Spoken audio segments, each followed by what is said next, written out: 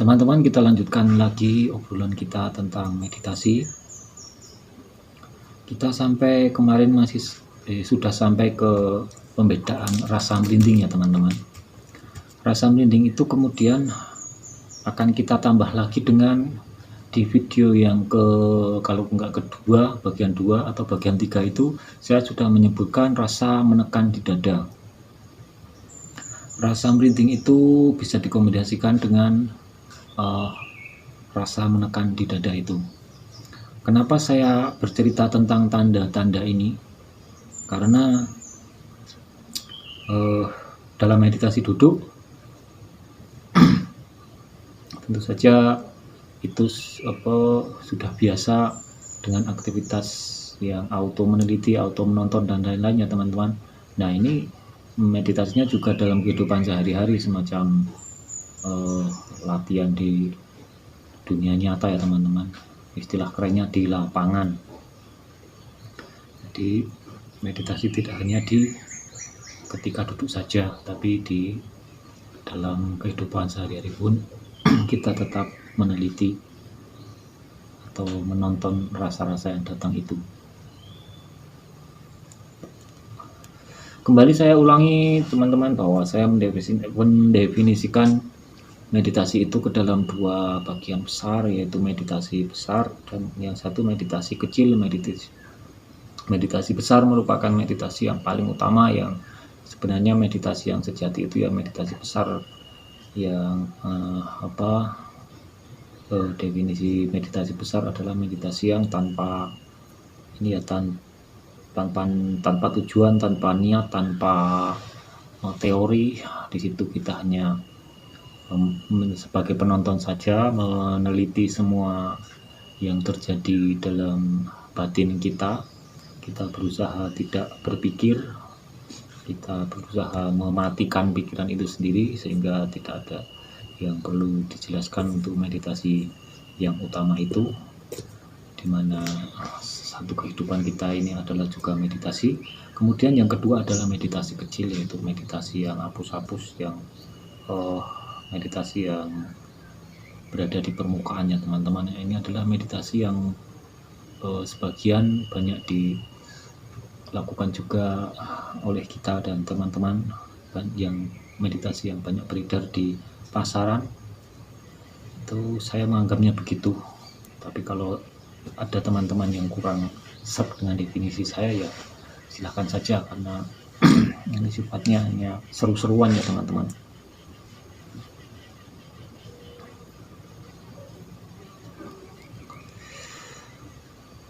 Sekarang kita akan bahas apa ya, kemarin sampai di kombinasi menekan di dada. Saya akan menceritakan sebuah rasa yang lain dari ini ya, dari rasa-rasa. Sebenarnya kalau mau yang menarik itu cerita-cerita yang visual ya teman-teman. Tapi kalau cerita-cerita yang visual itu lebih malah pergi ke dunia fantasi, yang menurut saya juga itu bentukan sementara, itu cuma bentukan kita sendiri, karena ya saya kan juga cuma meditasi ini hapus-hapus, belum tahu sampai yang spektakuler itu. Meskipun dalam perjalanannya saya anggap ya soal visual memang ini ya menarik ya. Tapi itu dibahas di lain waktu lagi. Sekarang ke rasa-rasa. Selain rasa merinding dan juga menekan di dada, ada juga rasa lain yang seperti merambat ya teman-teman. Ini semacam pengembangan dari rasa merinding lebih. Jadi ada rasa merinding yang lebih menggeremet. Apa ya bahasa Indonesia nih yang menggeremet? Meremang kali ya. Rasa meremang, geremet. Di situ ada beberapa kesimpulan yang menarik ya teman-teman. Jadi dalam rasa meremang itu lebih jelas lagi lokasi-lokasinya ya teman-teman. Dan karena juga kalau tidak salah ya di awal-awal saya sudah menyebut tentang sebuah indikator, yaitu kelegaan ya teman-teman. Kelegaan itu seperti ketika kita memahami sebuah rumus matematika. Ini saya kombinasikan lagi dengan rasa meremang ini dan dalam percakapan imajiner. Nah, ini ada istilah baru, percakapan imajiner adalah percakapan dalam batin kita, di mana kita ketika kita melakukan kontemplasi. Ada dua istilah teman-teman, percakapan imajiner dan kontemplasi. Kontemplasi itu perenungan. Dalam perenungan itu, dalam kontemplasi itu, dalam percakapan imajiner itu, kadang-kadang kita seolah-olah seperti diberitahu, padahal bisa saja itu informasi sebenarnya juga dari pengetahuan yang pernah kita pelajari, atau pengetahuan yang berseliweran. Karena menurut pemahaman saya, kita itu terkoneksi, jadi pengetahuan-pengetahuan itu pun bisa saling memberitahu dan menunjukkan keberadaannya teman-teman. Kalimat ini dulu saya dapatkan waktu sebelum belajar meditasi yang rutin ya teman-teman malam. Jadi sebenarnya kan manusia itu mau tidak mau, sadar tidak sadar juga sudah melakukan aktivitas meditatif ya teman-teman. Tidak hanya yang sedang belajar meditasi, tapi semuanya itu pasti sebenarnya melakukannya. Saya menemukan kata-kata tentang ini ya, konektivitas, yang kurang lebih bunyinya bahwa segala sesuatu itu saling terhubung, saling memberitahukan keadaan dan keberadaannya. Tinggal di setel ke frekuensi itu, seperti teori ini ya, Garputala itu, ketika ada sama-sama satu nada, satu ngeng, itu bisa ikut bergetar. Disinilah saya kembali ke rasa merinding dan meremang dan menekan di dada. Itu ada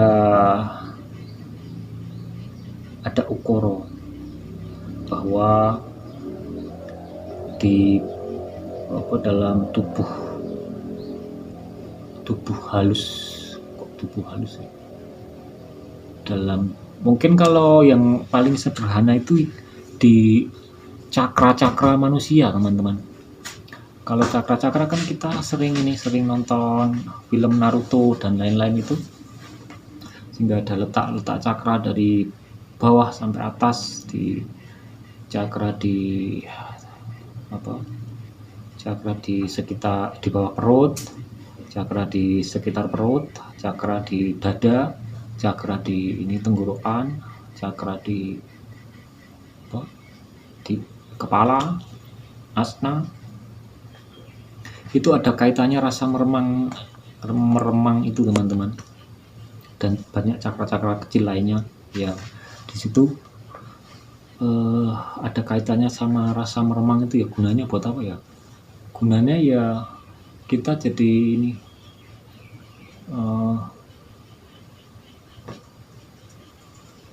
semakin beragam, untuk semakin terbuka kemungkinan kita untuk membedakan rasa-rasa yang datang tadi teman-teman.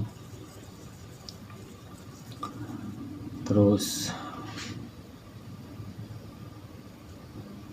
definisinya adalah dari bawah itu sifatnya yang kasar-kasar, fisik-fisik, energi-energi keras. Semakin ke atas itu semakin halus.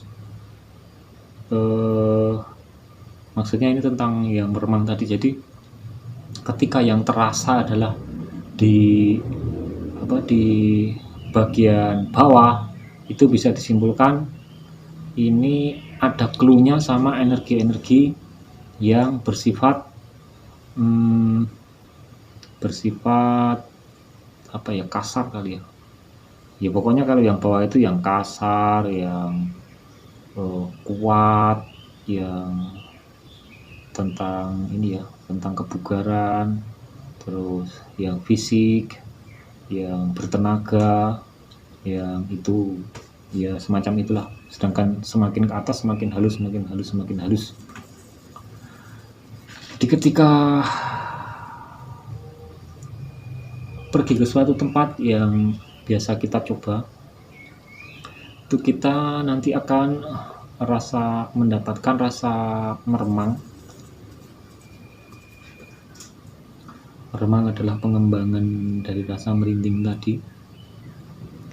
Itu akan menyentuh bagian-bagian tubuh kita ya teman-teman, dan tidak hanya di cakra-cakra besar tapi di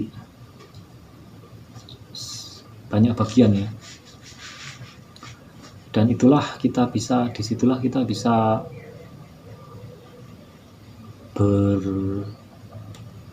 bisa berhalusinasi, mungkin paling tepat berhalusinasi tentang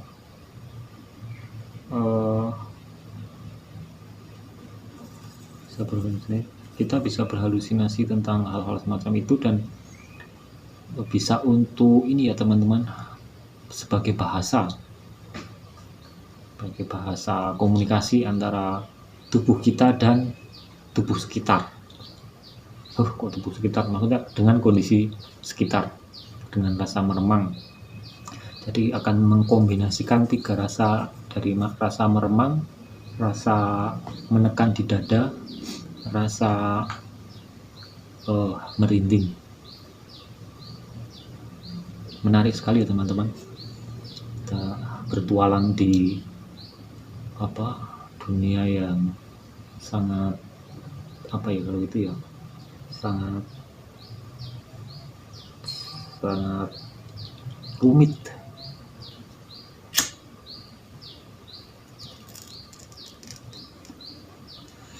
Karena bisa dibilang